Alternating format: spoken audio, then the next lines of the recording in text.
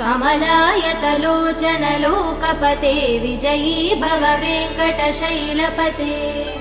सचतुर्मुख षण्मुख पञ्चमुख प्रमुखाखिल दैवतमौलिमणे शरणागत वत्सल सारनिधे परिपालय मां वृषशैलपते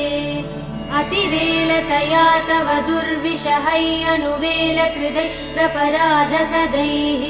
हरितं त्वरितं वृषशैलपते परया कृपया परिपाहि हरे अधिवेङ्कटशैलमुदारमते जनताभिमतादिकदानरतात् परदेवदया गदितान् निगमै कमलादयितान् परं कलये कलवेणुरवावसगोपवधू शतकोटिवृतात् स्मरकोटिसमात् प्रतिवल्लविकाभिमदात् सुखदात् वसुदेव